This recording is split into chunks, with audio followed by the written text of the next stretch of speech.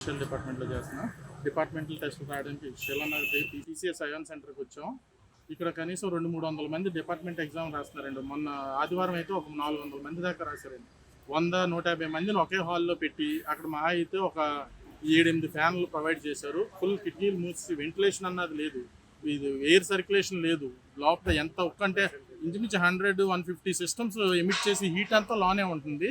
Exhaust ఫ్యాన్లు ఉన్నాయి కానీ ఏవి పనిచేయవు. 4 ఫ్యాన్లో ఒకటి పనిచేసింది అంతే. ఏమైనా అడిగితే మాకు తెలియదు అంటున్నారు. అసలు బేసిక్ ఎమ్యూనిటీస్ లేవు. వాటర్ కూలర్ డిస్పెన్సర్ ఉంది, కూల్ వాటర్ రావట్లేదు. ఏంటంటే అది కనెక్షన్ తీస్తారండి కూల్ వాటర్ అని, ఏదో మామూలు వాటర్ ఏదో వస్తున్నారు. నెక్స్ట్ మెయిన్ థింగ్ వెంటిలేషన్ లేదండి, ఎయిర్ సర్క్యులేషన్ లేదు. సిస్టమ్లకి ఒక 10 సిస్టమ్లు కలిపి ఒక 2 ఫ్యాన్లు అంతే. ఏమనంటే మాకు సంబంధం లేదండి అది ఇది అంటున్నారు. అసలు కిటికీలు ఎగ్జాస్ట్ ఫ్యాన్ పెట్టిన దగ్గర కిటికీ మూసేసి ఎగ్జాస్ట్ ఫ్యాన్ పెట్టారంటే వాళ్ళు ఎంత మరి అవివేకంగా ఉన్నారో అది అర్థం అవుతుందండి.